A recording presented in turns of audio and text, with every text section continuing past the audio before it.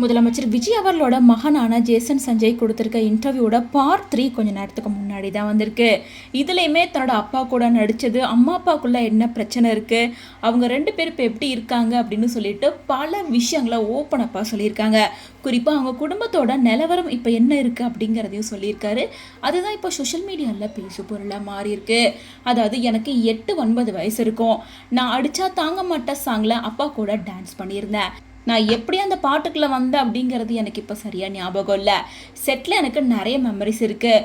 சோபி master தான் வந்தார். அப்பாவும் நானும் ஒரே மாதிரி ட்ரெஸ் பண்ணியிருந்தோம்.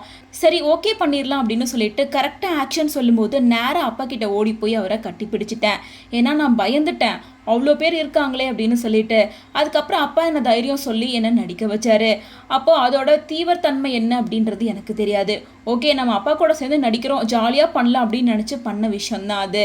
ஆனால் அப்பா இப்போ முதலமைச்சர் ஆயிருக்காங்க அப்படிங்கும்போது அந்த பொறுப்பு எனக்கு இருக்குது. அதை காப்பாற்ற வேண்டிய ஒரு பெரிய பொறுப்பு இருக்குது. இப்போ சினிமாவில் பைனாக்குலர் வச்சு பார்க்குறாங்க. ஆனால் இப்போ பெரிய டெலடைஸ்கோப் வச்சு பார்க்குற அளவுக்கு என்ன ரொம்ப நுணுக்கமாக பார்ப்பாங்க. சின்ன சின்ன விஷயங்கள்லாம் கூட உட்காந்து கவனிச்சுக்கிட்டே இருக்காங்க. ஸோ நானும் நிறைய கமெண்ட்ஸ் படிக்கிறேன். என்னோட படத்தை பற்றியோ அல்லது பொதுவாக என் குடும்பத்தை பற்றியோ வர கருத்துக்களை மக்கள் எப்படி எடுத்துக்கிறாங்க அப்படிங்கிறதையும் நான் பார்ப்பேன். நான் பார்க்கும்போது ஒவ்வொரு கமெண்ட்டுக்கும் ஒரு நோக்கம் இருக்குது அப்படின்றத நினப்பேன். சில பேர் நம்மளோட கேரக்டரை புரிஞ்சுக்கிட்டு நம்மளை பற்றி நேரில் தெரியாமலே சில கதைகளை உருவாக்குவாங்க. அவங்க மனசுக்குள்ளாரே ஒரு கதை எழுதிட்டு அவங்களே ஒரு பிரச்சனையை கற்பனை பண்ணிட்டு அதுக்குள்ளே கருத்தையும் எழுதிட்டு இருப்பாங்க. இந்த மாதிரி கமெண்ட்ஸ் எல்லாம் படிக்கும்போது சரி அவங்களுக்கு என்னை பற்றி தெரியாது, அதனால் இப்படி நினைக்கிறாங்க அப்படின்னு சொல்லி விட்டுருவேன்.